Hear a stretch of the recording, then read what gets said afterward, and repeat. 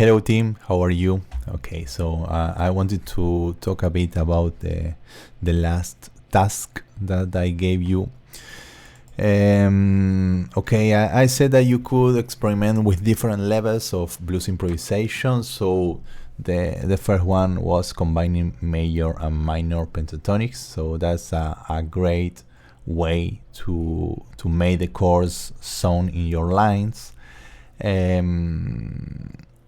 The second one is to follow the chords with arpeggios. Let me change camera here. So in this case, this is a major blues, but as I said, major blues are based on triads, but if you extend that chord, the seventh would be minor, so it would be a dominant. Even if you hear a major chord, you can play a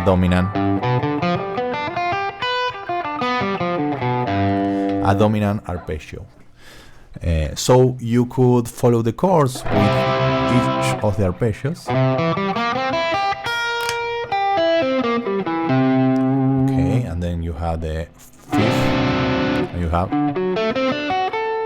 the arpeggio there. So I recommend you to find the different shapes on the same part of the neck, and then you move in other sections. So in this case, I work with the arpeggio shape related to this chord, then sorry, the dominant, this one. Then you play with the shape related to this chord, and then you can find the D dominant here. If you move to the following position, you will have this G, and then you have this C. Okay, and this D. Then you can move to the following one, and you have this G. We already saw the shade there for the D. Then we have this C.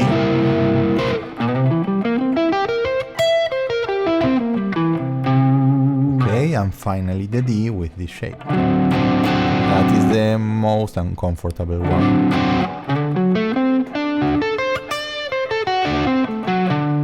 Okay, and the following, this G, this is the shape.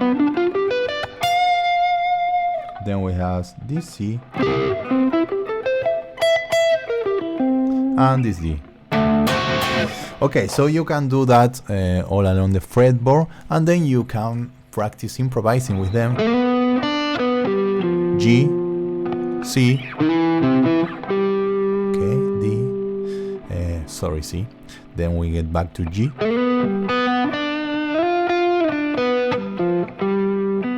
And in the turnaround, you have this, the D, the C, and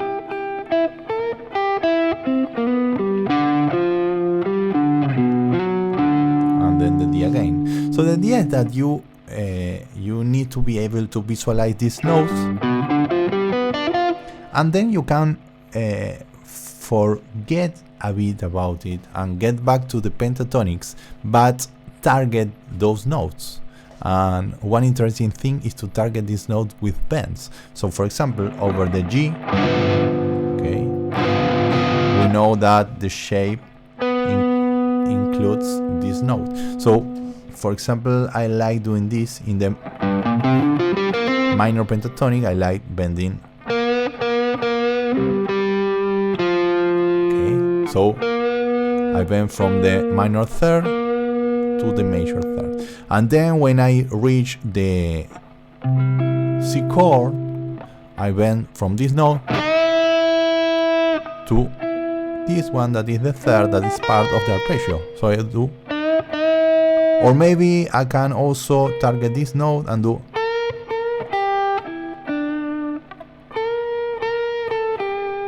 So we would have a phrase like this one.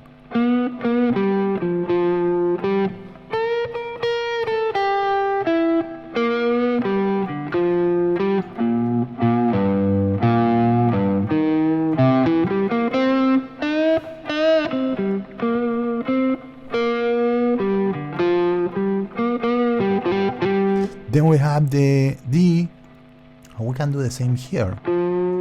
Okay, what I'm doing there, I'm bending from this note, from the pentatonic, from the minor, but I'm reaching and targeting this one that is part of the arpeggio, and so